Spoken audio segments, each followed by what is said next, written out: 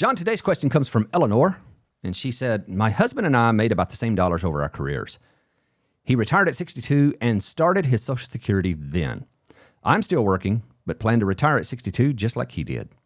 He is 65 and I am 60. If he dies at, say, 67, that would make me 62. How do survivor benefits work for me since our Social Security benefit is about the same? Now, that's an important piece there. It's about the same. Do I take survivor benefit off of him at 62 and then switch to my own benefit later?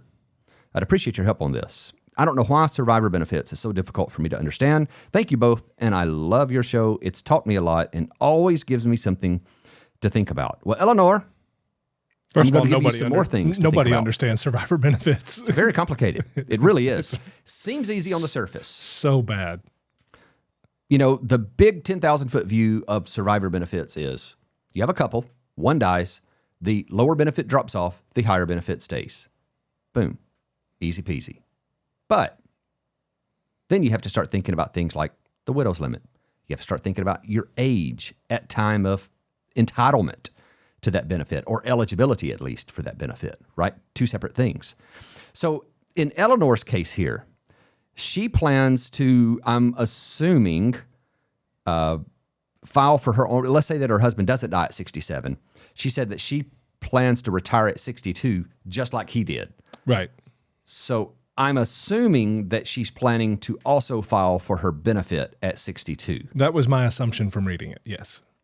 So, I mean, that alone could change things some. So if their benefits are about the same and she files for her own benefit at 62, and then let's say he dies the next year, then she could certainly delay filing for that survivor benefit if it was a little higher than her own until a certain point, and then switch over to that survivor benefit.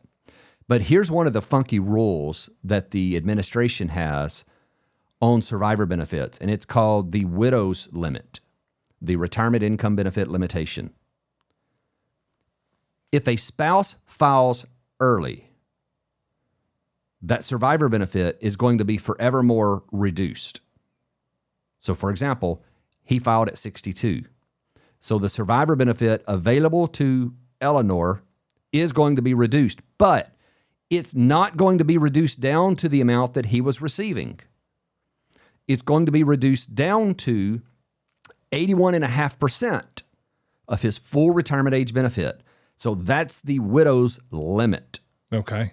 So they cannot reduce that down further than that.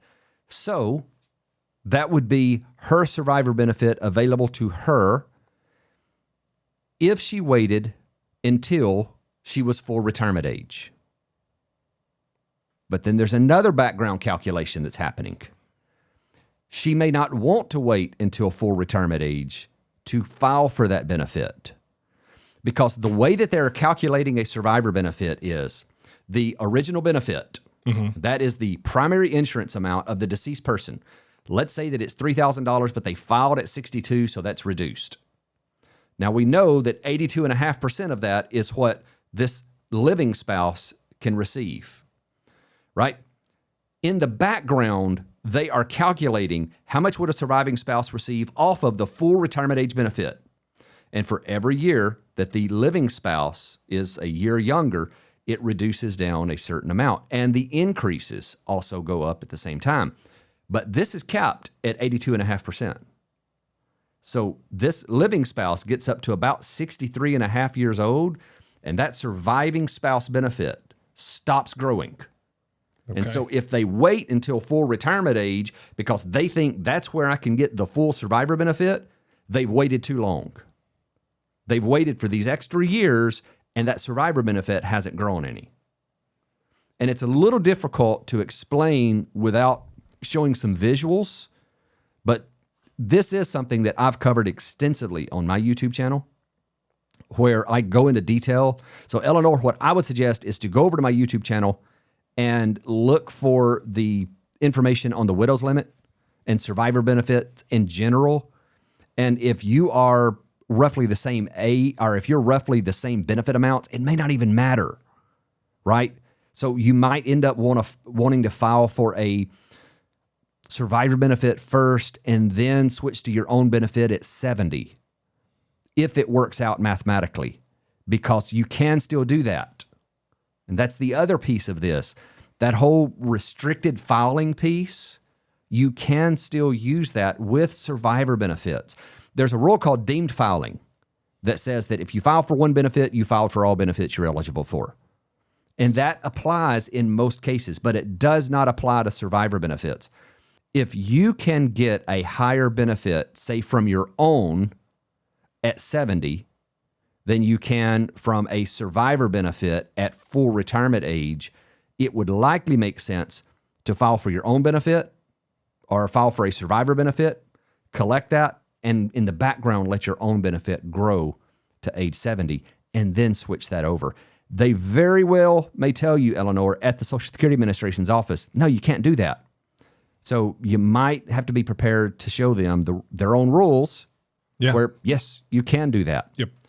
Now, I know that was all convoluted, but just know survivor benefits is not as straightforward as it seems, where low benefit drops, high benefit stays, and everyone sails off into the sunset and lives happily forever after. Well, and so much of this is a theoretical conversation because husband's not dead. Right. She's just saying, well, if he died at 67, well, yeah, but, you know, if it's 68, right, and you already started collecting at 62, that's going to change the calculation, right? Absolutely will. So many of that just kind of depends on facts and circumstances. It absolutely does. Eleanor, go to my YouTube channel, watch those videos.